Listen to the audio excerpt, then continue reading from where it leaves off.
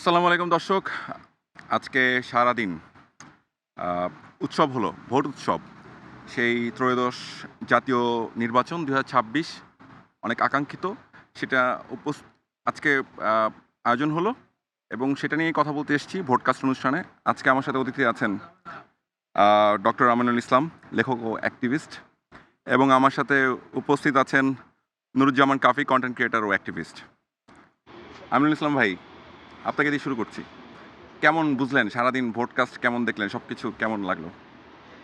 না আসলে অনেকদিন পর ভোট হচ্ছে। দেশের মানুষ ভোট দিতে পারছে। এটা কিন্তু একটা অনেক বড় ব্যাপার। কারণ ১৭ বছর এক ধরনের ভোট বিহীন আমাদের এই রাষ্ট্র চলেছে। সেই জায়গা থেকে আসলে স্বতঃস্ফূর্তভাবে সবাই ভোট দিয়েছে। সেটা কিন্তু খুবই ভালো একটা বিষয়।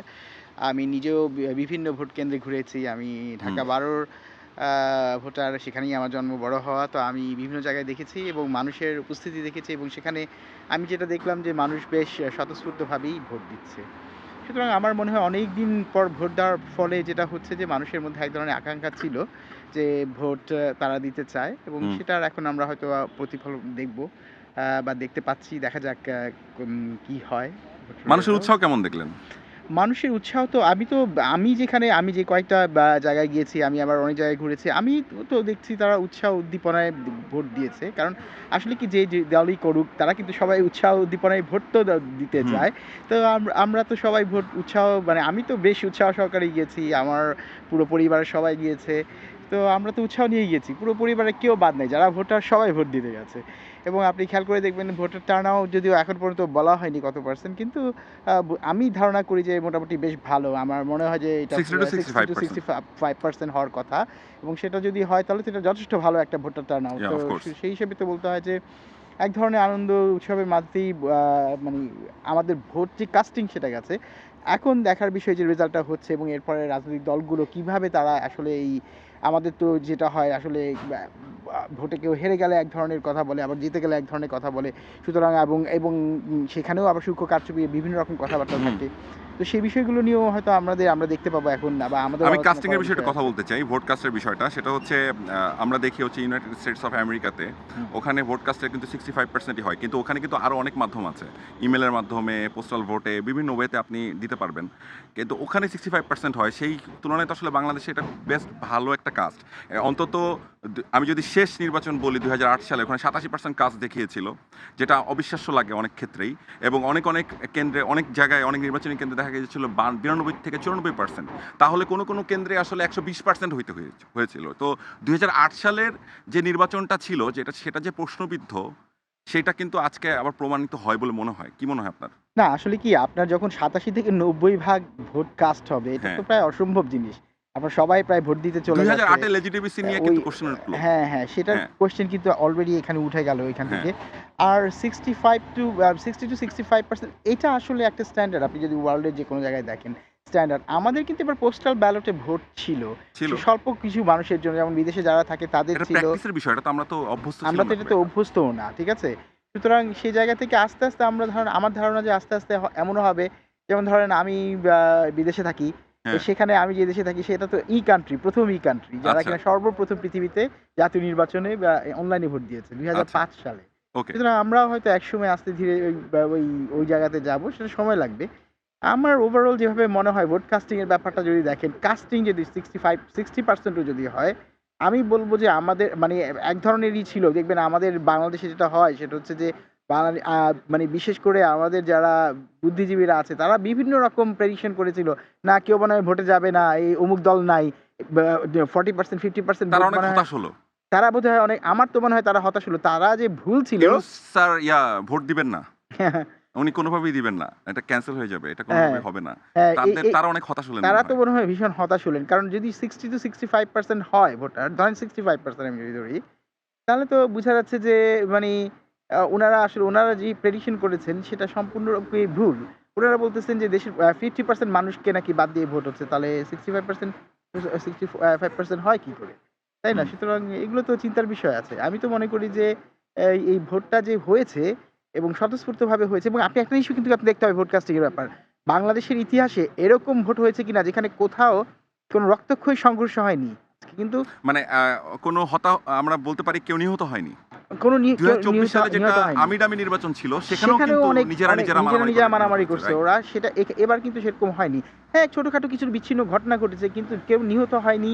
বড় কোনো রকম সংঘর্ষের ঘটনা আমরা দেখিনি। হ্যাঁ, ছোটখাটো কিছু এত এত 18 কোটি 20 কোটি মানুষের একটা দেশ, 12 কোটির উপরে ভোটার। সেখানে ছোটখাটো ২-৪ টা ঘটনা যদি ঘটে বিচ্ছিন্ন, ঠিক আছে। ভোট কাস্টিং এর ব্যাপারটা আমার মনে হয়েছে যে এটা স্বতঃস্ফূর্তভাবে হয়েছে এবং নিরাপদে মানুষ একটা আনন্দের সাথে ভোট দিয়েছে। এখন ভোট গণনা চলছে। আমরা এখনো জানি কিছু আসছে। দেখা যাক কতদূর কি হয় আমরা তো দেখতে পাবো সেটা। ফাইনালি যেহেতু এখন আমরা সব রেজাল্ট পেয়ে যাই নাই, তো হ্যাঁ। সেহেতু তো কাউন্টিং চলছে। হুম। ইন্টারিম গভর্নমেন্টের এটা একটা সাকসেস আমরা হিসেবে কাউন্ট করতে পারি। আমরা কাউন্ট করতে পারি হচ্ছে আইন শৃঙ্খলা রক্ষাকারী বাহিনী এবং বাংলাদেশ আর্মি এবং বাংলাদেশ নেভি, বাংলাদেশ এয়ারফোর্স তাদের সবারই আসলে এটা সাকসেস হিসেবে আমরা দেখতেই পারি। এবং সবচেয়ে বড় সাকসেস দেখতে পারি বাংলাদেশের স্বাধীনতাকামী এবং বাংলাদেশের যেই সাধারণ জনগণ এবং জুলাই আপরাইজিং এ যারা ফ্রন্ট লাইনে ছিলেন তাদেরও একটা বিজয় হিসেবে আমরা দেখতে পারি। অ্যাবসোলিউটলি। কারণ হচ্ছে কি দেখেন আমরা তো আসলে কি হয় জুলাই আন্দোলনটা হয়েছে মানুষ আসলে কি অনেক কিছুর কারণেই আপনি বলতে পারেন যে এই আন্দোলনটা হয়েছে। আমাদের এক ধরনের শোষণ ছিল, মানুষের কথা বলার অধিকার ছিল না, গুম খুনের ব্যাপার ছিল। সবচাইতে যেটা বড় ব্যাপার ছিল সেটা হচ্ছে দীর্ঘ লম্বা সময় মানুষ ভোট দিতে পারেনি। হুম। আমরা সেখানে আমরা দেখেছি যে দিনের ভোট রাতে হয়েছে, আমির ভোট হয়েছে। সুতরাং ভোট দেওয়ার আগে ব্যাপারটাই ছিল না। 153 সিট ঘোষণা করা হয়েছে। হয়ে তারপরে গেছে এবং মানে মানে ওগুলো কোনো নির্বাচন ছিল না। ওগুলো ছিল প্রহসনী নির্বাচন। সুতরাং সেই জায়গা থেকে আমরা যে এই জায়গায় এসে পৌঁছেছি, সে জায়গার কৃতিত্ব তো অবশ্যই দিতে হবে আপনাকে ইন্টারিম গভর্নমেন্টকে এই কৃতিত্ব যদি আপনি না একটু দেন, দিতে হবে। তাহলে এটা আসলে অন্যায় হয়ে না, যায়। সুতরাং অ্যাবসোলুটলি, অ্যাবসোলুটলি। এটা এখানে দিতে একটা হবে। বিশাল সাকসেস আমি মনে করি তাদের যে তারা তাদের কথা রেখেছেন। কাফি ভাইয়ের কাছে আসতেছি। ভাইয়া ভাই আপনাকে তো সবাই কনটেন্ট ক্রিয়েটর হিসেবে চিনে এবং আপনি বেশ ভোকাল। বাংলাদেশের যখনই ক্লান্তি লগ্নে যেকোনো একটা সিচুয়েশন তৈরি হয়, পলিটিক্যাল যেকোনো সিচুয়েশনে আপনি কথা বলেন আমরা দেখেছি বিভিন্ন সময়। তো ওভারঅল কি মনে হলো? কি বুঝলেন? আজকে সারাদিন কেমন দেখলেন? এবং ওভারঅল এই কয়দিন কি দেখলেন? এবং আজকে এসে কি বুঝলেন? রাইট আমার কাছে ভোটের যদি কথা বলেন যে আসলে ভোট হয়েছে কি হয়েছে না, একটা কথা আছে যে ইউনূস সরকার নির্বাচন দিবে না, হবে কি হবে না, এরকম একটা ব্যাপার ছিল। তো আমি একটা ভিডিওতে দেখেছি যে বাহরাইন থেকে হাসনাত আব্দুল্লাহকে ভোট দেওয়ার জন্য শুধু বাংলাদেশে চলে আসছে একটা মানুষ, শুধু ভোট দেওয়ার জন্য। আচ্ছা। তো এটার উপর বিশ্লেষণ করে আমরা দেখতে পারি যে আমাদের বাংলাদেশের মানুষের এই নির্বাচনের উপরে কতটুকু আস্থা, বিশ্বাস, ভরসা আছে সেটা এখানে শেষ হয়ে যায়। হুম। আর আমি এই সংসদ ভবনের সামনে মানে এখানে আমাদের এই প্রোগ্রামটা হচ্ছে। তো আমার দূরত্ব ৩৮২ কিলোমিটার দূর থেকে আমি এখানে আসছি। কলাপাড়াতে আমি ভোট দিয়ে? ভোট দিয়ে রাইট, ভোট দিয়ে আমি। হ্যাঁ, বাহ! তো আমার আসার পথে কয়েক ধাপে সেনাবাহিনীর সম্মুখীন আমাকে হতে হইছে। তো আমি জাস্ট তাদেরকে বলেছি যে সময় টেলিভিশনে আমার লাইভ প্রোগ্রাম আছে, আমি সেখানে যাবো।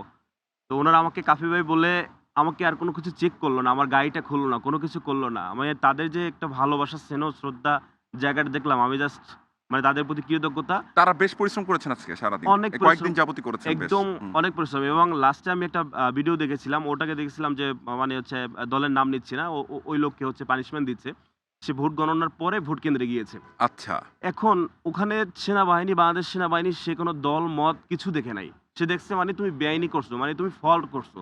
তুমি কোন দলের ইট ডাজন্ট ম্যাটার।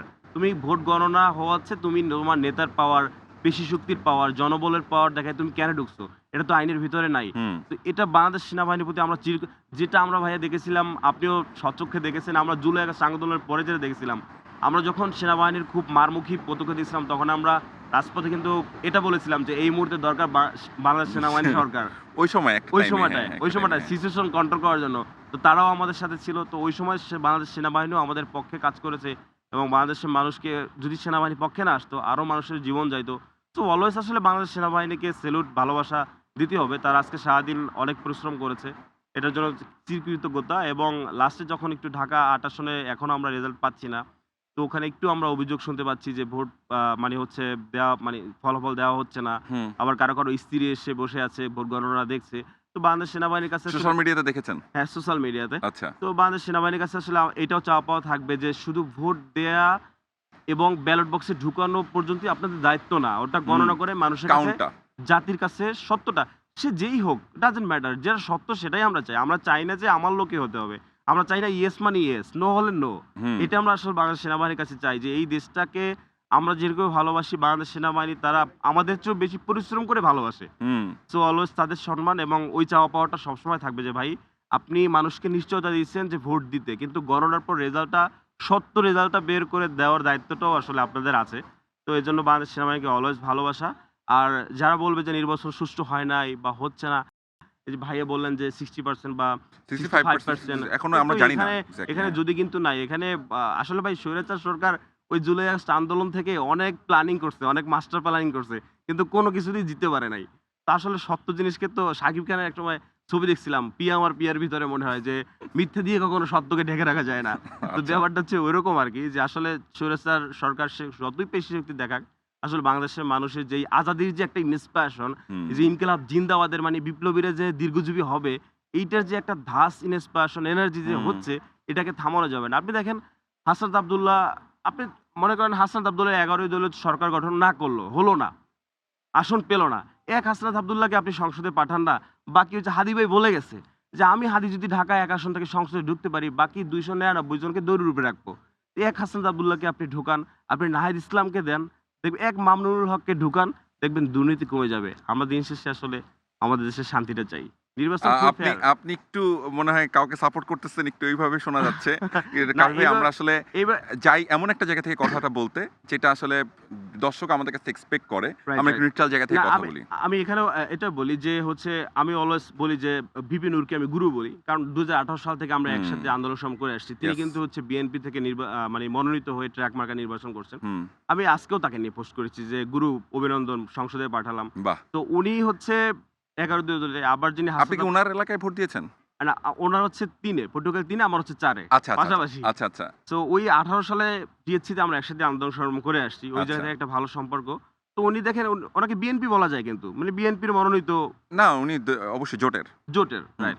তাকেও কিন্তু আমি সাপোর্ট করছি। আমি আসলে ভাইয়া যেটা বললেন যে, "কাফি তুমি আসলে কোনো কাউকে সাপোর্ট" আমার কাছে যেটা মনে হয় যে, যে বাংলাদেশকে ভালোবাসবে, যাকে দ্বারা বাংলাদেশ বেনিফিটেড হবে, যাকে দ্বারা বাংলাদেশের মানুষ সুখে শান্তিতে থাকবে, জানমালের নিরাপত্তা পাবে, যাকে দ্বারা হাদির বিচার নিশ্চিত হবে, আমি আসলে তার পক্ষে। তাহলে আমি তো বলতে পারি হচ্ছে ধরেন যদি আমরা বলি জাতীয়তাবাদী দলের থেকে হুম্মাম কাদের ভাই, রাইট। তারপরে আমাদের হাবিবুর রশিদ হাবিব ভাই। পার্থ ভাইকেও আমি অভিনন্দন মানে হ্যাঁ, না জানাইছি। উনারা তো হাবিব ভাইরা উনারা তো আসলে হাদির বিচারটা নিয়ে কথা বলবেন। এই বিষয়ে তারা একদম ডাইরেক্ট কথা বলেছেন বিভিন্ন জনসভায়, রাইট, রাইট। বিভিন্ন পথসভায়, সব জায়গাতে। তো সেটা নিয়ে কি বলবেন? না, আমি এটা আসলে ভাই বলা উচিত। এইভাবে আমরা নতুন বাংলাদেশে এসে যদি একটা মানুষ তাকে দিবালোকে আমাদের বাংলাদেশে গুলি করে মেরে ফেলে, আপনি জিন ভূতে অলৌকিক আল্লাহ তাআলার প্রদত্ত শক্তিতে এসে তাকে গুলি করে নাই। একটা মানুষ তাকে গুলি করে মেরেছে। এটার নথি আছে, এটার প্রশাসন আছে, এটা চাইলে খুঁজে বের করা সম্ভব। তো এটাকে যদি আমরা সাপোর্ট করি, এটাকে যদি আমরা এটার দিকে না তাকাই, তাহলে এইরকম খুন তো আরো হবে। তাহলে আমরা আর কত জীবন দিব এই বাংলাদেশের জন্য? এই বাংলাদেশের জন্য তো আমাদের আর জীবন দেওয়া এই বাইরের দেশে তো এরকম জীবন দেওয়াদের খেলা নাই ভাই। জি, তাহলে আপনার কত জীবন দেবে এই দেশের জন্য? আমরা এই এক হাদি দেখেন ভাই একটা মানে কথা বলি নিজস্ব মস্তিষ্ক থেকে। এই যে নির্বাচনে যে তরুণ প্রজন্মের যে একটা ব্যাপার চলে আসছে, হুম, এনসিপি থেকে হোক, জোট থেকে হোক, আগামী নির্বাচনে দেখবেন হিউজ পরিমাণ তরুণ আসছে। কারণ কথা আছে যে রাজমিস্ত্রির ছেলে সংসদে যাবে। হুম, হাসান আব্দুল্লাহ। হুম। মানে রাজমিস্ত্রির ছেলে হলে অসুবিধা নাই। আপনি সৎ থাকেন, নৈতিকতার পথে হাঁটেন, মানুষের সেবা করেন, মানুষ আপনাকে ভোটের খেলায় দেখাই দেবে। খেলা যে কোন লেভেলে চলবে ওটা মানুষ দেখাই দেবে। এখন আসেন পয়েন্টে যে হাদী ভাইয়ের মতো পার্সন যদি বেঁচে থাকতো, তাহলে আরো প্রজন্ম, তরুণ প্রজন্ম তারা ইন্সপিরেশন পেত যে হাদী মাদ্রাসায় পড়ছে, এনএস কামিল মাদ্রাসায় পড়ছে ঝালকাঠিতে। তো সেখানে পড়ে এসে সে দাঁড়িয়ে আছে, টুপি আছে, মানুষের সাথে মিশে যাচ্ছে। কেউ কোনো জায়গা থেকে টাকা নিচ্ছে, আর কেউ কারো নির্বাচনের জন্য পকেটে টাকা ভরে দিচ্ছে। তো এই ব্যাপারগুলো হাদি বেশি থাকলে মনে হয় আরো হতো। তো এখনো আশাবাদী যে আমাদের ভাইয়েরা যে সংসদে যাচ্ছে, তো আগামী প্রজন্ম আসলে আরো এগিয়ে আসবে। তো ইয়ং প্রজন্ম আসলে আমার মনে হয় যে আমাদের দেশটা এগিয়ে যাবে। ওই যে আমরা বলি যে, "আমার সোনার বাংলা আমি তোমায় ভালোবাসি।" তো সত্যি আসলে আমার কাছে মনে হবে যে আমার দেশটা সত্যি সোনার দেশ হবে, ডিজিটাল দেশ হবে। চমৎকার! খুবই সুন্দর করে বললেন উনি। ভাল লাগলো। তরুণদের কথা বলছিলেন। তো আপনিও আমি যেটুকু জানি যে আপনি তরুণদের পালস বুঝে কথা বলার চেষ্টা করেন খুবই। একজন অ্যাক্টিভিস্ট হিসাবে, একজন কলামিস্ট হিসাবে, একজন লেখক হিসাবে যেভাবেই বলি। আ তো আপনার কি মনে হয় এবার তরুণদের পার্টিসিপেশন কেমন ছিল এবারের নির্বাচনে? এবং ওভারঅল আপনার কি মনে হলো তরুণদের পার্টিসিপেশন থেকে যে তরুণদের আশা আকাঙ্ক্ষা কি বাস্তবায়ন হচ্ছে? হলো? দেখুন, একটা ব্যাপার হচ্ছে ভোটটা যে হয়ে গেল সেটা তো তরুণদের আশা আকাঙ্ক্ষারই প্রতিফলন। তো সেই হ্যাঁ। জায়গাটা তো অবশ্যই একটা মানে আমি যদি বলি যে সেটা সফল। কিন্তু আবার আরেক দিক থেকে যদি দেখেন সেটা হচ্ছে যে তরুণরা কি চায়? তরুণদের ভাষাটা পড়তে পারার যে ব্যাপারটা। যেমন ধরেন আমার নিজস্ব আপনারা যেমন কথা বলছিলেন যে দলীয় ব্যাপার বা পছন্দের ব্যাপার, যে একটা যদি আমরা একটা নিরপেক্ষ জায়গা থেকে কথা বলি, কারণ আমার নিজস্ব কিন্তু এক ধরনের আমার একটা আইডিওলজি আছে এবং সেই আইডিওলজিটা একটা দলের সাথে অ্যালাইন করে ভোট যেহেতু এবং দিয়েছেন সে তো ভোট থাকতেই তো পারে। হ্যাঁ সেটাই দিয়েছে, সেটা একটা দলের সাথে অ্যালাইন করে এবং সেই দলটা হয়তো ক্ষমতায়ও যেতে পারে। কিন্তু আবার একই সাথে দেখেন আমি কিন্তু হাসনাত আব্দুল্লাহর যে জিতেছে সেটার জন্য আমি নিজেই পোস্ট করেছি। আজকে আমি আমার ফেসবুকে পোস্ট করেছি এবং আমি এটা বলেছি যে একজন রাজমিস্ত্রির ছেলে যে যাচ্ছে এটা হচ্ছে শুরু। এই যে আমাদের যে এলিট তন্ত্র, বুর্জোয়া তন্ত্রের একটা ব্যাপার, সেটা শুরু। অর্থাৎ আসলে হয় কি যে তরুণদের ভাষা বুঝতে পারা বা তরুণরা এখনই বিজয়ী হয়ে যাবে। উনি হাদির কথা বলছিলেন। হ্যাঁ, হ্যাঁ, হাদির যে ব্যাপারটা। মানে কি হাদি থাকলে আমি ধারণা করি নাসিরও জিতে যেতে পারে। আমরা জানি না এখন নাসিরের ওই আসনে কি হবে। আমরা তো জানি না। দেখা যাক সেখানে কি হয়। কিন্তু আমি যেটা বলছিলাম সেটা হচ্ছে যে তরুণরা এইবার কিন্তু উঠে এসছে। যেমন ধরেন হাসনাত কিন্তু জিতেছে, নাহিদ জিতেছে, হান্নান মাসুদ জিতেছে, ওই রংপুর থেকে আক্তার জিতেছে। এরা তো তরুণ প্রজন্মের প্রতিনিধি। এরা তো ওই জুলাই আন্দোলনের প্রতিনিধি একদম। এবং ওরা সম্মুখ সারির যোদ্ধা। তো তারা তো জিতে এসছে। মানুষের ভোটেই জিতে এসছে এবং ওরা অনেক তরুণ। সুতরাং সেদিক থেকে আমি দেখি যে অবশ্যই তরুণ প্রজন্মের যারা রাজনীতিতে আসছে এক ধরনের ওরা কিন্তু একটা প্ল্যাটফর্ম তৈরি করে দিল। কিন্তু হয়তো যেভাবে হয়তো তারা ভেবেছিল, তরুণ প্রজন্ম তারাও তো একটা দল করেছে। তাদের একটা দল আছে, তারা একটা জোট করেছে। সেভাবে তারা হয়তো ভেবেছিল তারা ক্ষমতায় যাবে। সেভাবে কতদূর হয় কি হয় না আমাদেরকে এটা এখন অপেক্ষা করতে হবে, দেখতে হবে। আমি যেটা মনে করি সেটা হচ্ছে যে হয়তো বা নাও হতে পারে। যদি না হয় তাহলে এখানে হতাশ হবার কিছু নেই। কারণ হচ্ছে যে এই যে পথ চলাটা শুরু হলো ওদের, সেটা ভবিষ্যতে দেখবেন যে একসময় এই তরুণরা আমাদেরকে নেতৃত্ব দেবে। তারা একসময় প্রধানমন্ত্রী হবে, প্রেসিডেন্ট হবে, বড়, বড় মন্ত্রী হবে, আমাদের দেশকে পরিচালনা করবে।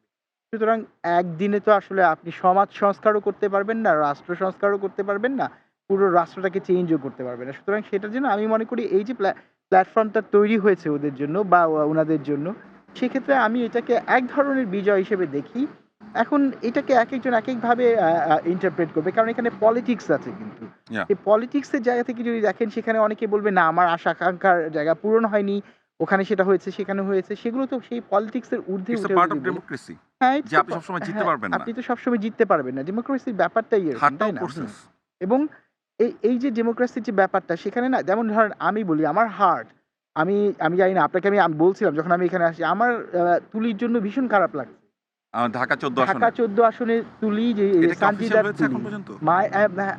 মানে আনঅফিসিয়ালি ডিক্লেয়ার্ড হয়েছে এবং সানজিদা তুলি যিনি মায়ের, সানজিদা ইসলাম তুলি। হ্যাঁ, সানজিদা ইসলাম তুলি সে কিন্তু আমার মানে কি আমার এলাকার মেয়ে, কন্যা যেভাবেই বলেন এবং আমি ছোট বোন জন্য বলবো আমার চেয়ে বয়সে ছোট, আমার বয়স ৪৭, তার আরো বয়স কম। হুম। আম আমার ওর জন্য খুব খারাপ লাগছে। আমার বারবার মনে হচ্ছে যে আম বিএনপি দলটা যদি ওকে ১২ থেকে যদি দিত, তাহলে হয়তো আ সে জিতেও আসতে পারত। আম তাকে তার বাবার আসন মানে তার যেখানে তার জন্ম বড় হওয়া সেখানে না দিয়ে তার শ্বশুরবাড়ির ওখানে দেওয়াতে হুম। এক ধরনের মনে হয় হলো। আমার কিন্তু ওর জন্য খারাপ লাগছে। ভীষণ রকম খারাপ লাগছে। আমি মানি আমার এই খারাপ লাগাটা বুঝাতে পারব না। মানে এমন একটা চমৎকার মেয়ে মানি সংসদে গেল না। সুতরাং আপনি যে মানুষ দেখে যে ভোট দেওয়ার যে ব্যাপারটা আছে, সেটাও কিন্তু এবার কিছুটা আমরা দেখতে পাচ্ছি। যেমন ধরেন রুমিন ফারহানা, তাকে কিন্তু বিএনপি থেকে নমিনেশন দেওয়া হয়নি হুম। এবং বহিষ্কার করা হয়েছিল। সে কিন্তু ও তার আসনে এগিয়ে আছে এবং আমি যতদূর জানি বেসরকারিভাবে বিপুল ব্যবধানে সে বোধহয় বিজয়ী হতে চলেছে। সুতরাং হয় কি যে আমাদের যেমন পছন্দ আছে না একটা দল প্রত্যেকেরই তো আছে। আপনারও থাকতে পারেন। আমরা হুম, ভোট অফ দেই। কোর্স। আমাদের দল মতে পছন্দ প্রত্যেকেরই আছে এবং আমাদের মতাদর্শ মিলতে নাও পারে। রাইট। কিন্তু এই যে মানুষগুলো যে দেখার যে ব্যাপারটা, কিছু মানুষ আপনাকে পথ দেখাবে এবং আপনি তার দিকে দেখে এক ধরনের আদর্শ জীবন আদর্শ ধারণ করবেন। আমি আপনার কথা বলি। যেমন ধরেন আমি আসলে প্রকাশ্যে এটা এখন বলেই দিচ্ছি। আমি বলতে চাই না মানুষ যেন বুঝে। যেমন ধরেন আম বেগম খালেদা জিয়া। জি। আমি কিন্তু বেগম খালেদা জিয়াকে দেখি বিএনপিকে জাতীয়তাবাদী পছন্দ রাজনীতির যে করেন। ব্যাপারটা আমি বিএনপিকে পছন্দ করি। বেগম খালেদা জিয়া এখন নেই। কিন্তু আমি এই মানুষটাকে দেখে জি। পছন্দ বা এই জাতীয়তাবাদী রাজনীতিকে আমার মনে হয় পছন্দ করি। বেশিরভাগই তাই। হয় কি তাহলে আমি যেটা উদাহরণটা দিতে যাচ্ছি সেটা হচ্ছে কি, ওই যে আপনি আইডিয়ালাইজ করেন না মানুষকে, আপনি তাকে দেখে আইডিয়ালাইজ করেন এবং সেটা ধারণ করার আপনি চেষ্টা করেন। এখন আমি বেগম খালেদা জিয়াকে কেন দেখি? কারণ আমি দেখলাম এই মানুষটা তার পুরো জীবন মানে কখনো দ্বিচারিতার মাঝে ছিলেন না। আপনি কোনো এবং কখনো কোনো আলোচনায় কোনোদিন দেখবেন না তিনি কোনো খারাপ শব্দ ব্যবহার করেছেন। আমি সমাজবিজ্ঞানের শিক্ষক, আমাদের তো ল্যাঙ্গুয়েজ ডিসকোর্স পড়াতে হয়। জি। আমি প্রচুরভাবে আমি অনেক ওনার বক্তৃতা শুনেছি, অনেক কিছু শুনেছি। এই যে ব্যাপারটা আমি ওনাকে দেখে আইডিয়ালাইজড হলাম, তাই তো? এখন অনেকে হয়তো হাসনাতকে দেখে আইডিয়ালাইজড হোক, তার জন্য সেটা ভালো হতে পারে না। অনেকে হয়তো হাদিকে দেখে হবে, সেটা তাদের আদর্শ। প্রত্যেক মানুষের আদর্শ আলাদা হবে, সে দেখে তার মতো করে হতে চেষ্টা করবে। সুতরাং এই যে ব্যাপারটা বললাম, এখন তুলির মতো একটা মেয়েকে বিএনপি সংসদে নিতে পারল না। আমি যে বিএনপির হয়তো বিজয় হবে আমি জানি না হবে কি, আমার বলা ঠিক না। কিন্তু আমি দেখে মনে হচ্ছে একটা মানে ওদের এখন হয়তো যে এই পোলিং যে আমরা পোলিং দেখতে দেখতে পাচ্ছি, পাচ্ছি বা এখন হুম। যে রেজাল্ট দেখতে পাচ্ছি বিএনপি বিজয় হবে। আমি হয়তো আনন্দিত হব, কারণ আমি যেহেতু বেগম খালেদাকে পছন্দ করি। কিন্তু আমি এতে খুশি না। আমার মন খারাপ। আমার মন খারাপ কারণ আমি আসলে চাচ্ছিলাম যে আমার পছন্দের যেই প্রার্থী সে সংসদে যাক। এবং বিএনপি থেকে যদি বলেন, আমার সবচাইতে পছন্দের প্রার্থী ছিল তুলি আপা। তুলি। এবং সে তো সংসদে যাচ্ছে না। সুতরাং আমার মন খারাপ। তো এই এখন ব্যাপারটা হচ্ছে এরকম। আপনি আমাদের যেটা আর হয় তুলি আপার একটা সংগ্রামের ইতিহাস আছে। তার একটা তিনি তার ভাইকে দেখুন হারিয়েছেন। তার সংগ্রামী মায়ের ডাকের একটা বিশাল রোল মায়ের ছিল ডাকের এই ব্যাপার আছে, হাসিনা এবং আমি জুলাই শাসনের আন্দোলনের সময় পিছনে। নিজে গুম হয়েছি ৩ ঘন্টার জন্য। সুতরাং আমি অনুভব করতে পারি সেই গুম হওয়ার অনুভূতিটা কেমন। আমি আমার ব্যক্তিগত ব্যাপার এখানে বলতে আসিনি, তো হুম। বলবো না। কিন্তু এই মেয়েটা তো ওই দীর্ঘ সময় ধরে এই এই ফাইটটা কাজটা করে আসা এই মানুষটা। ফাইটটা করে এসছে। সেই জায়গা থেকে আমার মধ্যে একটা ভীষণ কষ্ট লাগা কাজ করছে। গতকাল আমি নিউজ 24 এ ছিলাম। আমাকে সে ফোন দিয়েছে, বলছে, "ভাইয়া দোয়া করেন।" না, আমার আমার কাছে এলাকার মানুষ। খারাপ লেগেছে তাকে, আমার কাছে মনে হয়েছে কিছু ক্ষেত্রে তাকে হারানো হয়েছে। কেন যে ওখানে একটা বিদ্রোহী প্রার্থী দাঁড়িয়ে গেল তার দল থেকেই। হ্যাঁ, অথচ এই মানুষটার তো আসলে সংসদে যাওয়াটা উচিত ছিল বলে মনে আপনি তার মানে এই না যে জামাতের প্রার্থীকে না, আমরা ছোট আমরা করছি। জামাতের তিনিও প্রার্থীকে অনেক ছোট করছি না। সম্মানিত। তিনি ব্যারিস্টার উনিও আরমান সম্মানিত। নিজে অত্যন্ত ২ জন ২ সম্মানিত মানুষ। জায়গায় তিনি আরো নিজে ভালো তো। হ্যাঁ। সেখানে গুম হয়েছিলেন। আমি তাকে ছোট করছি না। তিনি অত্যন্ত মানে of course, of deserving course. Candidate. তিনি ভেরি জিতেছেন, তাকে ক্যাপাবল, ভেরি অভিনন্দন। ক্যাপাবল কিন্তু একদম। আমি বলতে চাচ্ছি সেটা হচ্ছে যে কি, দেখুন আপনি যদি দেখেন না, আপনি হয় কি যে এই যে এখন অনেকে হয়তো আনন্দ করবে, মিছিল করবে। আমি বলি কি যে এই যে আমি আসলে যেটা বলতে চাচ্ছিলাম, একটা আমিনুল ভাই, অন্ধত্ব আমরা এই বলে। জায়গাটায় ফিরবো। আপনি খুবই ইম্পোর্টেন্ট একটা পয়েন্টে ছিলেন। তো একটু কাফি ভাইয়ের কাছে যাচ্ছি। কাফি ভাই, ভাইয়া আ ইয়েস ভোট জিতে যাচ্ছে। হ্যাঁ বট হ্যাঁ, হ্যাঁ নিঃসন্দেহে কি মনে কনফার্ম হচ্ছে? কনফার্ম হ্যাঁ বট কনফার্ম। এ বিষয় নিয়ে আপনার কথা আছে। আপনি হ্যাঁ। বলছিলেন যে এটা নিয়ে কথা বলবেন আপনি। তো হ্যাঁ ভোট নিয়ে কি ভাবলেন? মানে কি মনে হলো? এটা আমাদের অস্তিত্বের লড়াই। আমাদের জুলাই আগস্ট আন্দোলনের যেই মূল একটা কাঠামো বা জুলাই জিতলো এর মাধ্যমে। নিঃসন্দেহে, একদম নিঃসন্দেহে হ্যাঁ ভোট জিতলো এবং কিছুটা বলা যায় যে আপনার হাদি ভাইয়ের যে রাজনৈতিক একটা লড়াই সেটাও জিতলো। গণমানুষের লড়াই, জুলাই আগস্ট আন্দোলনের লড়াই, এটা আসলে জিতলো। বিপুল ব্যবধানে জিতছে। একদম নিঃসন্দেহে মানুষ হুম। এটাকে সাপোর্ট কিন্তু করছে। যারা না দিল, তারাও তো আসলে এই রাজনৈতিক দলগুলোর মধ্যে কাউকে না কাউকে ভোট দিয়েছিল। রাইট। আমার আমিনুল ভাইয়ের কাছে প্রশ্ন যে না আসলে কারা দিল? ভাই দেখেন মানে আমরা জানি কয়েকটা বড় দলের সেখানে তারা কিন্তু দোদুল্যমান অবস্থায় ছিল যে হ্যাঁতে ভোট দিবে নাকি নাতে ভোট দিবে। হুম। সুতরাং সেই জায়গা থেকে তো কিছু ভোট নাতে তারা দিয়েছে এবং আমরা এরকম শুনতে পেয়েছি। সুতরাং এটা একটা কনফিউশন ছিল।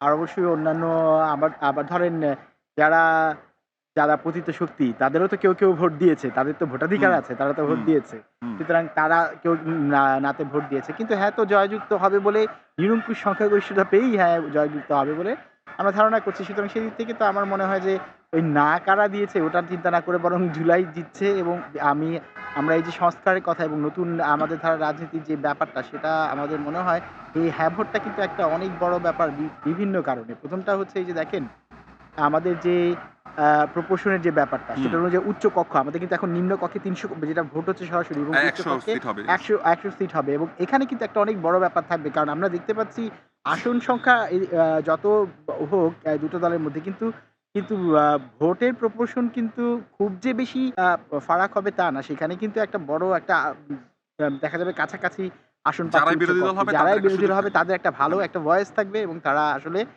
এখানে কথা বলার একটা সুযোগ পাবে। সুতরাং জুলাইয়ের এই যে মানে হ্যাঁ ভোটটা, সেটা কিন্তু আরো অনেক নানাভাবে আমাদেরকে আসলে মানে আরো বেশি এম্পাওয়ার্ড করবে। আমাদেরকে বলতে আমরা সাধারণ নাগরিকদেরকে আরো এম্পাওয়ার্ড। সুতরাং আচ্ছা কাবি ভাই, আমি আপনার কাছে একটু আসছি। সেটা হচ্ছে কাবি ভাই, এই যে ভোট এখনো অনেক জায়গাতে আমরা দেখতে পাচ্ছি ২ পক্ষই উৎসব করা শুরু করে দিয়েছে। আসলে হচ্ছেটা কি? মানে কি মনে হচ্ছে? মানে আসলে কাকে বিশ্বাস করব? মানে মেইনস্ট্রিম মিডিয়ায় এক ধরনের রেজাল্ট আসছে। কখনো ইসিতে আরেক ধরনের রেজাল্ট আসার অপেক্ষায় আমরা আছি। বা কি আসলে কি? মানে দেখা যাচ্ছে ২ পক্ষই বিজয় উৎসব আমাদের করছে। আমাদের দেশে ভাই অনেকদিন আগ থেকে মানে হলুদ মিডিয়ার, হলুদ জার্নালিস্টের একটা অভ্যাস রয়ে গেছে। ওটা আমরা এখনো পরিবর্তন করতে পারিনি। নিজস্ব আমি এই ইতি একটা এক সাংবাদিকের কথা শুনছিলাম যে, "আমি নির্বাচনের পরে সাংবাদিকতা ছেড়ে দেব। কারণ আমি চাই না যে কেউ আমার ছেলেকে বলুক যে দালালের বাচ্চা। এটা কেউ বলুক, এটা আমি চাই না। আমি আমার ছেলে ভালোভাবে চলুক, এটা আমি চাই।" তা আপনি যেটা লিগ্যাল সেটা মানুষের কাছে উপস্থাপন করেন। একটু আগে দেখলাম মামুনুল হক হয়ে গেছে। এখন স্ক্রল করে দেখলাম সেই নিউজ নাই। এখন দেখলাম তার এগেইনস্টে যে ছিল সে হয়ে গেছে। কিছুক্ষণ আগে দেখলাম যে ঢাকা হাটে নাসিরুদ্দিন পাটোয়ারি হয়ে গেছে এবং মানুষ তাকে ভোট দিছে। এটা মানে সিওর শট। সেখানে দেখলাম যে অনেকক্ষণ পরে তার এগেইনস্টে যে ছিল সে হয়ে গেছে এবং তার মানে হচ্ছে পরিবার-পরিজন মানে এটা কি অফিসিয়াল যে আপনি যেটা বলছেন না, সেটা কি এটা মানে আনঅফিসিয়ালি কি আনঅফিসিয়াল বলতে তো এটা তো মানে এটা কি ঘোষণা করা হয়েছে ইসি থেকে? না ইসি থেকে না। ইসি কথা তো আচ্ছা, মানে মেইনস্ট্রিম মিডিয়াতে কেউ না, দুই পক্ষে উনি মিডিয়ার কথা বলছেন। ইসির সিদ্ধান্তে তো আমরা এখনো যেতেই পারছি না। কারণ তারা আচ্ছা তখন আচ্ছা আচ্ছা আচ্ছা। আমরা এখন আমাদের ভরসার জায়গাটা তো হচ্ছে সোশ্যাল মিডিয়ার আপনার হচ্ছে গণমাধ্যম যে প্ল্যাটফর্ম সেটা। ওইটা হচ্ছে জার্নালিস্টের যে তার কথা। মানে কি একটা কনফিউশন তৈরি হয়েছে? কনফিউশন না, আপনি যেটা লিগ্যাল সেটা প্রকাশ করেন, সেটা তো প্রকাশ করছেন না। আমি যতটুকু জানি ইসি থেকে বলা হয়েছে যে তারা যে রেজাল্টটা দিবে সেটাই ফাইনাল। সেটাই ফাইনাল। কিন্তু হচ্ছে তাহলে দুই পক্ষের আসলে এত আনন্দের কি আছে? ইচ্ছি যে ভাই যেটা হবে সেটা না, মানুষকে আগে মানে এরকম ভিতরে অনেক কিছু হয় ভাই, যে তুমি মিডিয়া আগে থেকে এটা প্রচার করো, মানুষের ভিতরে ওই ভরসাটা দিয়ে দাও, তারপরক্ষণে আমরা যেটা প্রকাশ করবো ওইটা দিলে পাবলিক আর বেশি হ্যাসাল হবে না, ইজিলি সে মেনে নিবে। আগে আপনি পাবলিককে যেটা বুঝাচ্ছেন সেটা, কিন্তু লিগাল জিনিসটা যদি আপনি পাবলিককে না বুঝান তো ইসি এসে অন্যটা বললে তো সেটা হবে না। আমি ওটা বুঝতে পারছি।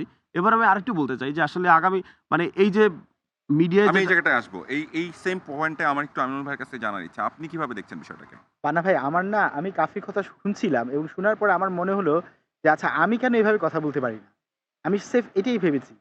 এই যে তারুণ্যের কথা বলেছি না, কাফির বয়স আমি জানি না কত, কিন্তু আমি ধারণা করতে পারি তার বয়স আমার চেয়ে কম। ভাই আমার 25-6 25-6, আমার 46-7, তার মানে তো বুঝতে পারছেন 20 বছরের একটা ব্যবধান। একদম। এবং সে কিন্তু সরাসরি যে কথাটা বলে দিল যে মিডিয়া, হলুদ মিডিয়া বা এগুলো বলে দিচ্ছে, আমি হয়তো ঘুরিয়ে পেঁচিয়ে বলবো বা আমার এক ধরনের কমপ্লেক্সিটি থাকবে। এই যে তারুণ্যের যে দরকার আমাদের দেশে, অর্থাৎ অন্যায় ভাই সবসময়ই অন্যায়। অন্যায় কিন্তু আপনার অন্যায় বলতেই হবে। আপনি এখন বলছিলেন যে মিডিয়ার ব্যাপারটা, আমি একটু বরং গুছিয়ে বলি। মিডিয়াতে ভাই আমরা এক্সপেক্ট করি, মিডিয়া কিন্তু আপনার মনোজগৎ তৈরি করে। মানুষ পথে আপনাকে আপনি যা ধারণ করেন সেটা তৈরি করে। ডেমোক্রেসির চতুর্থ স্তম্ভ। এবং সেই মিডিয়া যখন মানে আমাদেরকে ভুল বার্তা দেয়, মানে মিডিয়া তো যেই বার্তা কোনটা দিবে, যেটা তারা ইলেকশন কমিশন থেকে পেয়েছে সেটাই দিবে। তাহলে একেক সময় একেক রকম দেওয়াতে মানুষের মাঝে এক ধরনের কনফিউশন তৈরি হবে। এটা কারোর জন্যই ভালো না। যে দল জয়ী হবে তাদের জন্যও ভালো না, যে দল বিজিত হবে তাদের জন্যও ভালো না। সুতরাং মিডিয়া তো থাকবে হচ্ছে একটা নিরপেক্ষ জায়গা থেকে। মিডিয়াকে কেন, আর আমরা অদ্ভুত স্কোর কার্ডও দেখতে পাচ্ছি এবং মানে এমন মিডিয়াতে বিভিন্ন নাম্বারসে দেখাচ্ছে, এগুলোর কোনো দরকার নেই ভাই। এগুলি জাস্ট করা দরকার নেই। আমি তো আমার মানে কাফির এখন কথা যে আসলে সত্যি সত্যি জিতছে ভোট পেয়ে জনগণের, কিন্তু তাকেও তো কন্ট্রোভার্সির মধ্যে ফেলা হচ্ছে। তাকে তো কন্ট্রোভার্সির মধ্যে ফেলানো হচ্ছে। এর তো কোনো দরকার নেই। এটা করার ফলে কি হয় জানেন? হ্যাঁ, মানুষের মধ্যে কিন্তু ক্ষোভ জন্মায়। এই দেখেন, আমরা জানি যে মিডিয়াকে নিয়ে কিন্তু বিভিন্ন মানুষের মাঝে ক্ষোভ আছে। আমি এটা বলতে চাই না, কিন্তু আমরা সেটা কিছুটা দেখেছি কিন্তু এই জুলাই পরবর্তী সময়। এমনি তো সেটা হয়নি, তাই না? সুতরাং মিডিয়া যদি তার নিজের দায়িত্বটা পালন করে, মানুষ তাকে ভালোবাসবে। আমরা দেখেছি না জুলাইতে কাউকে ভালোবাসতে কোনো মিডিয়া তাদের পারফরমেন্স এরকম ছিল। সুতরাং পারফরমেন্সটা কিন্তু খুব জরুরি দরকার। মিডিয়ার এই জায়গাটায় যদি আমি একটা কথা বলি, দল দাসত্বের কথা, আমাকে যদি জাস্ট একটা মিনিট সময় দেন, আমি একটা কথা বলি। আমি যেই দলই ক্ষমতায় আসুক, আমি কোনো দলের নাম নিচ্ছি না। আমার নিজে একটা প্রেফারেন্স আছে, আমি এর আগে বলেছি। আমি কিন্তু বলেই নিয়েছি যে আমি বেগম খালেদা জিয়াকে দেখে আমি সেই দলটার আমি আদর্শ ধারণ করি। কিন্তু ভাই এই দলটা যদি ক্ষমতায় আসে, আমি জানি না কোন দল ক্ষমতায় আসবে, আমি জানি না। কিন্তু ধরেন আমি জাস্ট একটা হাইপোথেটিক্যালি বলে নিচ্ছি যে দল ক্ষমতায় আসছে। ভাই আপনারা যারা মিডিয়া আছেন, যারা এই দলের সাপোর্টার হচ্ছেন, যারা বুদ্ধিজীবী আছেন, যারা যেখানেই আছেন, দাসত্ব করেন না ভাই। আপনারা গোলাম হয়েন না। আপনারা যদি আপনাদের দল যদি ভুল করে, ভুলটা ধরায় দেন। ভুলটা ধরায় দেওয়া আপনি খেয়াল করে দেখবেন, আমি জানি না বান্না ভাই, আমরা কিন্তু সামাজিক মাধ্যমে ফ্রেন্ড একজন আরেকজনের। আপনি খেয়াল করে দেখবেন, আমি গত 1.5 বছর এই দলটার সকল ভুলগুলো যতটুকু সম্ভব ধরে দেওয়ার চেষ্টা করেছি, এবং এর জন্য আমাকে নানান সব কথা শুনতে হয়েছে। কিন্তু আপনি কি করবেন? আপনি যদি কাউকে ভালোবাসেন, আপনি যদি দেখেন সেই ভালোবাসার মানুষটা ভুল করছে, আপনি কি করবেন? তাকে তো আপনি ফেরানোর চেষ্টা করবেন, তার ভুল ধরবেন, তাকে সে যদি শুধরায় যাতে সে ভালো পথে থাকে, সেটা করার চেষ্টা করবেন। তাহলে ভাই আপনারা যদি মিডিয়া হাউস আপনাদেরও পছন্দ থাকতে পারে, আপনি যদি বুদ্ধিজীবী হন আপনারও পছন্দ থাকতে পারে, অন্যান্য প্রশাসন যখন আমরা মানুষ পছন্দ থাকতে পারে, কিন্তু ভাই দাসত্ব করেন না। এই দাসত্ব করেছেন বলে জুলাই নেমে এসেছিল এর আগে। আপনারা আবার এমন কোনো কিছু করেন না যে 6 মাসের মাথায় বা 1 বছরের মাথায় আবার আরেকটা জুলাই নেমে আসে। কোনো কিছু কন্ট্রোভার্সি, যিনি জিতবেন বা যিনি হারবেন, যেই জিতবেন তাকে আপনারা এভাবে কন্ট্রোভার্সিয়াল জায়গায় নিবেন না। তো দয়া করে আপনারা আমি জানি না আগামীকাল থেকে আমরা রাষ্ট্র ব্যবস্থা কোন জায়গায় যাব, কিন্তু এখন আমি বলে রাখছি এবং আমি আশা করছি অনেকেই আমাদের এটা শুনছেন, আপনারা যেই দলই করেন, সে যেই দলই জিতুক বা হারুক, বিরোধী দলেও তো অনেকে যাবে, আপনারাও দাসত্ব করবেন না। আপনারা নিজ দলের ভুলটা দেখেন। তো আমরা মানুষ, আমরা সবাই ভুল করি, ভেরি গুড। একই রকম ভাবে দলরাও ভুল করে। ভাই থ্যাংক ইউ, একটা ভালো পয়েন্ট রেজ করেছেন। কাফি, এই বিষয়ে আপনার কিছু বলার আছে? উনি যে পয়েন্টে কথা বলছেন, দল দাসত্বের যে বিষয়টা। না, এটা আপনি যেই দলই আসুক বা না আসুক, দাসত্ব করার জন্য আল্লাহ তাআলা আপনাকে পাঠায় নাই এই পৃথিবীতে। দাসত্ব করার জন্য একটা নিউজ পোর্টাল আপনাকে ক্যামেরা ধরায় দেয়নি। আল্লাহ তাআলা আপনাকে নিজস্ব মেধাশক্তি দিছে। আপনি আপনার নিজস্ব মেধাশক্তিতে কথা বলেন। এটা চাই, এটা হওয়াও চাই। যে মানুষ হিসেবে আপনি মরবেন ভাই। আপনার হিসাব নিকাশ নেওয়া হবে। ওপাশে গিয়ে যদি আল্লাহ তাআলা ফেরেশতা দিয়ে আপনাকে জিজ্ঞাসা করে তুমি দালালি কেন করলা? তখন আপনার মিডিয়ার হাউস থাকবে না। আপনার নিজস্ব মেধাশক্তিতে আপনার কথা বলা উচিত। আপনার হচ্ছে মানুষকে জানানো উচিত, যেটা আমি সত্য বলতেছি ভাই, এটা সে আপনি যে আপনার আপনার যত হামলা-মামলা আসুক না কেন, বারবার কথা বলতে গেলে হাদির কথা আসে। হাদি তো জীবনের মায়া করে নাই। হুম। সত্য জিনিসটা বলে গেছে। নাসিরুদ্দিন পাটোয়ারি মির্জা আব্বাসের কোনো কিছুর সাথে যায়? অলওয়েজ সে নিজের মতো করে চলে গেছে। নিজের মতো কথা বলে গেছে। তার কাছে যেটা সত্য মনে হইছে সেটা সে বলে গেছে। ৫ ৮ দিন তো নাই ভাই। এখন লিগ্যাল কথাটা বলতে হবে। লিগ্যাল কথাটা না বললে আমরা আমাদের দেশকে আর কখন তৈরি করব? দেশের যদি আপনার হচ্ছে গিয়া জান্নাত জাহান্নামের সময় এসে যায়, মানে শেষ আখিরি জমানা এসে যায়, তখন কি আমরা করব নাকি? এখন তো আমাদের হাল ধরার সময়। তো ওই জায়গাটায় আমাদের কথা বলবে। ভাই ফাঁকি দিয়ে আমি একটু কথা বলে দেই। সেটা হচ্ছে যে আমরা আন্দোলন করেছি ভোট অধিকার ফিরিয়ে আনার জন্য। জুলাই আগস্ট আন্দোলন করেছি স্বৈরাচারকে সরিয়েছি। শুধুমাত্র তো ভোট অধিকার ফিরিয়ে আনার না, জন্য না। না, এটা অন্যতম আরকি। এজন্য হ্যাঁ, এটা অন্যতম বললাম। কারণ। সংস্কার করার জন্য, ভোট হ্যাঁ, অধিকার of course। রাখার জন্য। সেখানে এত সুষ্ঠু একটা নির্বাচন হলো। সেনাবাহিনীর আমরা প্রশংসা করলাম, এখনো করি, সামনেও মানে করব। সবাই মিলে। সবাই অল ওভার। পুরো নির্বাচনটাকে জমিয়ে রাখা বলেন, এন্টারটেইনমেন্ট বলেন, মজা দেয়া বলেন, পারফেক্ট বলেন, সেটা ঢাকা আটশোশন করে রাখছে। নাসিরুদ্দিন পাটোয়ারির জায়গা থেকে সে করে রাখছে। মানে নাসিরুদ্দিন পাটোয়ারি না থাকলে মনে হচ্ছে যে বাংলাদেশের নির্বাচন হচ্ছে না, এরকম একটা ব্যাপার ছিল। তো আপনি ঢাকা ৮ আসন, বিশাল একটা এরিয়া, বড় একটা এরিয়া, ওখানে সামথিং মিসিং হবে, সেখানে আপনি আলাদা প্রশাসন নিয়োগ করতেন, আলাদা প্রশাসন আপনি দিতেন। আমরা দেখতে পাচ্ছি যে ঢাকা ৮ আসনের রেজাল্ট এখনো আসতেছে না। ওখানে কারচুপি হচ্ছে, এরকম অভিযোগ আসছে। ওখানে এরকম হবে, সেখানে আপনি আলাদা আপনার কি মনে হচ্ছে যে আপনি আসলে হয়তো এটা এই জেনারেশনের বিষয়, কেননা জুলাই আপরাইজিংটা যদি আমরা কাউন্ট করি, সেখানে আসলে সোশ্যাল মিডিয়া দিয়েই হয়েছিল। তো সোশ্যাল মিডিয়া আর মেইন স্ট্রিম মিডিয়ার মধ্যে এক ধরনের কন্ট্রাডিকশন আবারও তৈরি হচ্ছে কিন্তু। হ্যাঁ, যেটা আসলে ভালো না গণতন্ত্রের জন্য। আপনি সেই পয়েন্টটাই আসলে বলতে চাচ্ছেন, তাই তো? রাইট। সো আমি আপনার বিষয়টা বুঝতে পারছি। আমিনুল ভাই, এখান থেকে একটা বিষয় আসলে আমাদের বলা উচিত যে আগামীকালকে সকালটা আমরা আসলে কিরকম দেখতে চাই? দেখুন, আগামীকালকের সকালটা খুবই মানে ইম্পর্টেন্ট। আগামীকালের আমি যেভাবে দেখতে চাই সেটা হচ্ছে যে আমাদের রাষ্ট্রটা একটা স্থিতিশীল অবস্থায় থাকবে। এটা তো সবাই এক্সপেক্ট করে, এবং সেই স্থিতিশীল অবস্থায় থাকার জন্য তো অবশ্যই আপনি যারা আমরা যে দুটো রাজনৈতিক বড় দল আছে বা জোট আছে, তারা এই নির্বাচনটাকে মেনে নিবে এবং তারা অবশ্যই সামনে মানে যেটাকে আমরা বলি মুভ অন করা, সেটা করবে। কিন্তু সেটা করার জন্য তো ভাই আপনাকে তো সেই প্রসেসগুলোর মধ্যে দিয়ে যেতে হবে। আমরা এত স্বতঃস্ফূর্ত একটা মানে ভোট দিলাম। আ আমি না মাঝে কিছু জিনিস বুঝতে পারি না। যেমন ধরেন এত সময় লাগবে কেন? কারণ একটা পোলিং আপনি ভোট দিয়েছেন না? হুম। আপনি যে রুমে ভোট দিয়েছেন সেখানে কটা ভোট? ৩০০, ৪০০, ৫০০ ভোট। এটা গুনতে কত সময় লাগে? ওখানে যারা মানুষ আছে? তাহলে সারারাত ধরে উনারা আসলে করেন কি? এই জিনিসটা আমার এখনো মাথায় আসে না। হয়তো উনারা মনে হয় সায়েন্টিফিক কোনো গবেষণা করেন বা কিছু করেন। তাহলে এই বিষয়গুলো কেন মানে এখানে তো মানে এমন না যে হাজারটা ভোট গুনতে তাহলে হচ্ছে। তারা কি এখানে ল্যাব খুলে বসেছেন? মানে এরকম তো কিছু মনে হচ্ছে।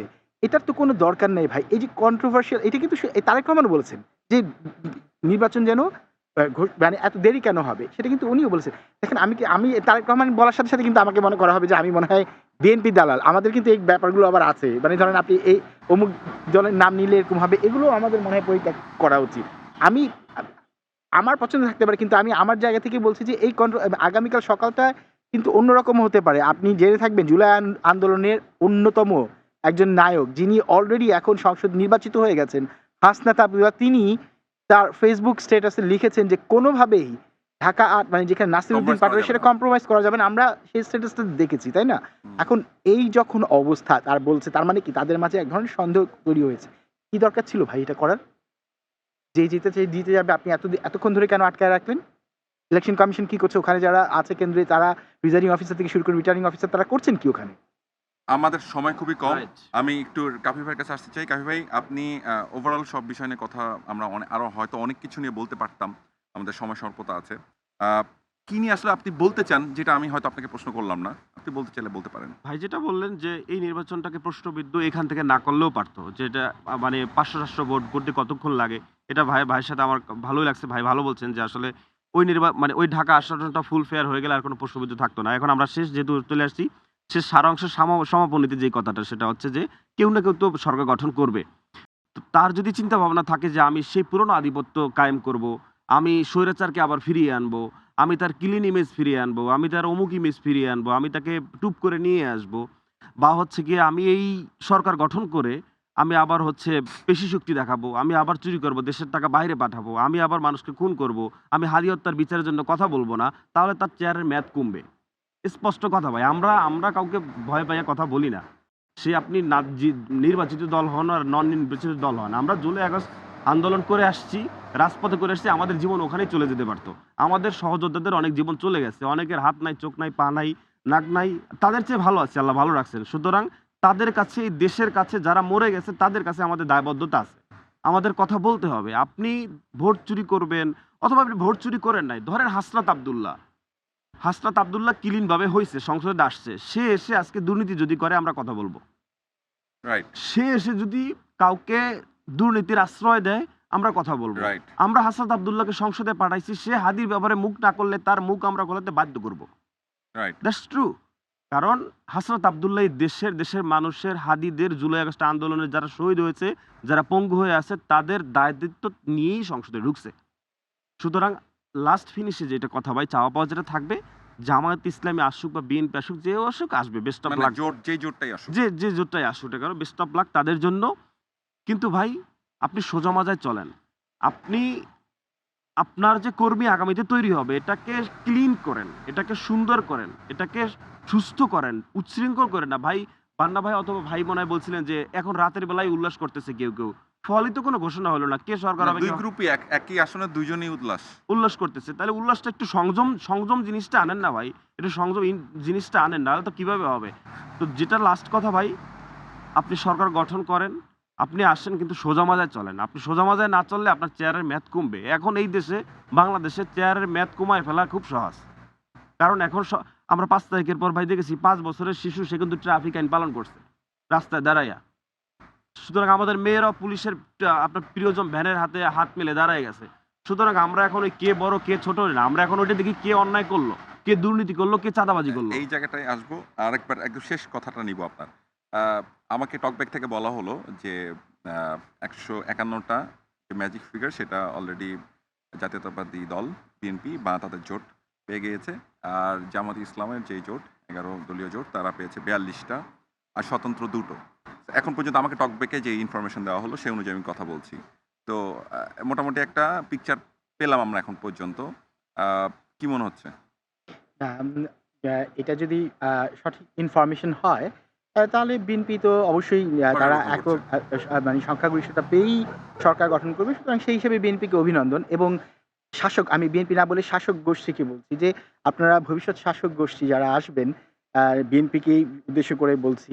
আপনারা দয়া করে এটা মনে রাখবেন যে, বন্দুকের নল কিংবা ট্যাংকের কামান কোনো কিছু দিয়েই আসলে কিন্তু বিগত সরকার ক্ষমতায় থাকতে পারেনি। সুতরাং আপনারা যা করবেন সেটা হচ্ছে খুব সিম্পল। আপনারা বলেছেন যে যোগ্যতা মেধার ভিত্তিতে আ আ হচ্ছে আগামী দেশ পরিচালিত হবে। সুতরাং আপনারা সেই যোগ্যতা এবং মেধাটা দেখবেন। দেখবেন না কে আপনাকে হুজুর করছে, কে আপনাকে সারাক্ষণ তোল দিচ্ছে।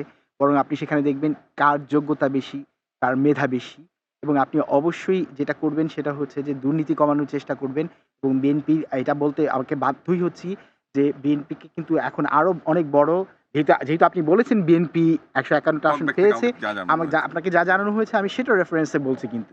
সুতরাং বিএনপি যেহেতু ক্ষমতায় যাবে আমাকে বলতে হচ্ছে যে বিএনপির এখন বরং আরো যেটা করতে হবে সেটা হচ্ছে আরো বেশি তাদেরকে কঠিন সময়ের মাঝ দিয়ে যেতে হবে। কারণ হচ্ছে এই দলটা কিন্তু আ বেশ কিছু সমালোচনার মাঝ দিয়ে গেছে। আমি আর সেই সমালোচনাগুলো এখন এখানে আনছি না বিভিন্ন। সুতরাং এই দলের ওইসব সেটা নেতা, নিয়ে আমরা আলোচনা করব পরেও অবশ্যই অন্য হ্যাঁ, কোনো হ্যাঁ, সময়। অন্য কোনো সময়। সুতরাং ওদেরকে কিন্তু কন্ট্রোল করতে হবে যাতে এই যে ব্যাপারগুলো আছে সেই ব্যাপারগুলোর কিন্তু, আপনি কিন্তু বিএনপির অনেক নেতা, এটা কিন্তু আপনাকে মানতে হবে। আচ্ছা আমি বলেই দেই বিভিন্ন জায়গায় যে চাঁদাবাদী যেই অভিযোগগুলো আছে, বিভিন্ন দখলবাজি, টেন্ডারবাজি অভিযোগগুলো আছে, এগুলো কিন্তু বিএনপিকে এখন এটা কিন্তু আরো কঠিন। এটা আমরা জানি ভেতরে হুম। যে বিএনপিকে এটা করতে হবে এবং তারাও জানে, আমি জানি। সুতরাং এই কাজগুলো তো তাদেরকে করতে হবে। সুতরাং বিএনপির জন্য এটা আরো অনেক বেশি চ্যালেঞ্জিং হবে যে কিভাবে তারা তাদের এইসব নেতাকর্মীদেরকে বিভিন্ন স্থানীয় পর্যায়ে কিভাবে তারা এটাকে কন্ট্রোল করবে এবং তারপর সেটাকে জাতীয় পর্যায়ে একদম মেধাভিত্তিক এবং যোগ্যতা ভিত্তিক একটা দল মানে একটা রাষ্ট্র পরিচালনা। আমার মনে হয় বিএনপির যে ইশতেহার আছে 11 ওই তাদের জোটের, সেই ইশতেহারগুলো যদি তারা পূর্ণ করে তাহলেই তো আসলে দেশ সুন্দর হয়ে যায়। ভাই দেখুন, ইশতেহার তো আমরা অতীতে যারা প্রমিসটা রাখাটা জরুরি। প্রমিসটা তো আসলে ইমপ্লিমেন্টেশনটা একটা অনেক বড় ব্যাপার এবং ইমপ্লিমেন্টেশন যখন আপনি করতে যাবেন যে বাধাগুলো আছে সেটা যেমন বড় ব্যাপার এবং দুর্নীতি। আপনার এটা যদি জিরো দুর্নীতি টলারেন্স যদি আপনি জিরো টলারেন্স না করেন এবং সেটা যদি না হয়, অতীতের সরকার এমন তো না যে বিএনপি অতীতে সরকার গঠন করে না, করেছে, অন্যান্য দলগুলোও করেছে। সেই অভিজ্ঞতাগুলো থেকে যদি শিক্ষা নিয়ে ভালো না করে তাহলে কিন্তু এই যে বললাম এই যে তরুণ প্রজন্মরা এরা কিন্তু এখন একদম চোখ না মানে একদম মানে ওদের সেন্স গুলো এখন খুবই শার্প। সুতরাং তারা কিন্তু আপনাকে সেকেন্ড চান্স দেবে না। যে আমি আমিনুল ভাই একদম শেষ করে দিচ্ছি প্রোগ্রামটা। একদম শেষে কাফি ভাইয়ের কাছ থেকে শেষ করব। ওনার শেষ রিমার্কসটা শুনে শেষ করতে চাই। পজিটিভ নোটসেই শেষ করলেন। একটা আশা দিয়েই শেষ করলেন যে আমরা এই জিনিসগুলো করা যাবে না, এটা করতে হবে। করলে আসলে এটা আমার মনে হয় বাংলাদেশের গণতান্ত্রিক সকল মানুষই কম বেশি বোঝেন। তো ভাইয়া ভাই আমাকে যে ইনফরমেশন দেওয়া হলো সেই অনুযায়ী আমি আপনাকে রাইট জিজ্ঞাসা করছি। আপনি ইনফরমেশন বিষয়টা কেমন দেখছেন? বিএনপি 151, জামাতে জামাত ইসলামী ইসলাম জোট 142 আর স্বতন্ত্র 42, স্বতন্ত্র দুটো। বিএনপি মানুষজন তারা ভাবতে পারে যে আসলে কাফি এভাবে কথা বলছে অথবা কাফির মতো যারা আছে তারা বিএনপির শত্রু। এটা আমাদের তো কাউকে শত্রু বানানোর দরকার নাই। আপনি সোজা হন, আপনি চাঁদাবাজ মুক্ত করেন, আপনি দুর্নীতি মুক্ত করেন, তাহলেই তো হয়। আমরা তো সেটা চাই। আপনি দেশ থেকে চলে যান, আপনার দল নিষিদ্ধ হোক, সেটা তো আমরা চাই না। আপনি সুস্থ হন, শান্ত হন, আপনার কর্মীদেরকে চাঁদাবাজি বন্ধ করে কর্মসংস্থান তো করে দেন। আপনাকে জামাত ইসলামীকে কেন বলে না যে চাঁদাবাজ? আচ্ছা তাদেরকে রাজাকার বলে, ধরে নিলাম রাজাকার। তাহলে বিএনপির ছেলেপেলেকে কেন বলে চাঁদাবাজ? এটা একটা কেন দিবে? আপনি চাঁদাবাজি কোথাও না কোথাও সামাও করছেন, সেই জন্য তো বলে। তো এটা না করে আপনার ছেলেদেরকে কর্মসংস্থান করে দেন। জামাত ইসলামী ইবনে সিনা থাকতে পারলে, ইসলামী ব্যাংক থাকতে পারলে আপনাদের কেন নাই? আপনি সেটা করে কর্মসংস্থান করে দেন। আমাদের মনে হয় সময় সংক্ষিপ্ত, সেই জায়গা থেকে এটা বলবো যে ভাই শত্রু ভাইবেন না, বন্ধু ভাবেন। ওই মাঝে মাঝে যখন নামাজে দোয়া তখন বলি যে আল্লাহ তুমি আমার শত্রুকে বন্ধু বানায় দাও, এটা বলি। তো ভাই লিগ্যাল জিনিসটা মানেন, রিয়েলিটি মেনে নাও। বলে গেছে সে 12টা তোমার বেজে গেছে, রিয়েলিটি মেনে নাও। ওই আন্দোলনে আমাদের ইন্সপিরেশন দিয়েছিল। তো রিয়েল জিনিসটা মেনে দেন। বিএনপি যে মনে করেন সরকার গঠন এখন করলো বা করবে, যেটা আমাদের ফিডব্যাক থেকে আসলো, বিএনপির জন্য এটা খুব চ্যালেঞ্জ। কারণ জামাতে ইসলামী এই 11 জোট এই পর্যন্ত চলে আসছে, তারা কিন্তু সামনে ভালো করবে। এটা আপনাদের মাথায় রাখতে হবে। আপনাদের ওই ম্যান সরাতে হবে। আপনাদেরকে সোজা মাঝে চলতে হবে। Not only BNP but also Jamaat. সবাইকে সোজা মাঝে চলতে হবে। আপনি চেয়ারে বসে তিনিং বিরিং করবেন, মানুষ কিন্তু আপনাকে মেনে নেবে না। আপনি চেয়ারে বসছেন, পুঙ্খানুভাবে দায়িত্ব পালন করেন, এটা আমার হোল বাংলাদেশের এক্সপেক্ট থাকবে, চাওয়া পাওয়া থাকবে। আপনি যদি চেয়ারে বসে 2 নম্বরই করেন, আপনার চেয়ারের টাইম ম্যাথ কমতে থাকবে। তাতে ওই আগামী নির্বাচন পর্যন্ত আসতে হবে না। ওকে, অনেক মানে কি বলবো বিপ্লবী কথাবার্তা এবং যেটা রাইট কথা আসলে। মানে আমি যেটা মনে করি যে হচ্ছে সবাই আসলে আপনিও কনস্ট্রাকটিভ জায়গা থেকে কথা বলেছেন। আপনি বলেছেন যে আপনি আপসী নেত্রী বেগম খালেদা জিয়ার যে আদর্শ সেটাকে বিশ্বাস করেন। সেই জায়গা থেকেও আপনি খুব সুন্দরভাবে কনস্ট্রাকটিভ ওয়েতে কথা বলেছেন। আ উনি খুব স্ট্রেইট ফরওয়ার্ড কথা বলেছেন এবং স্ট্রেইট ফরওয়ার্ড কথাটাও দরকার আছে, কনস্ট্রাকটিভ ক্রিটিসিজম দরকার আছে এবং সেই জায়গাটাই আমাদের ভবিষ্যতে গণতন্ত্রের জন্য আসলে খুব প্রয়োজনীয়। আপনাদের এই কথা চলুক, আপনাদের এই ভোকাল থাকুক, কলম চলুক, মুখ চলুক, রাইট। বিবেক জাগ্রত থাকুক। সামনের বাংলাদেশ ইনশাআল্লাহ অনেক সুন্দর বাংলাদেশ হবে। বিশ্বাস করতে চাই। আমাদের তরুণেরা জেগে থাকুক। জুলাই যেন না মরে। আমরা যেন জুলাইকে আপহোল্ড করি।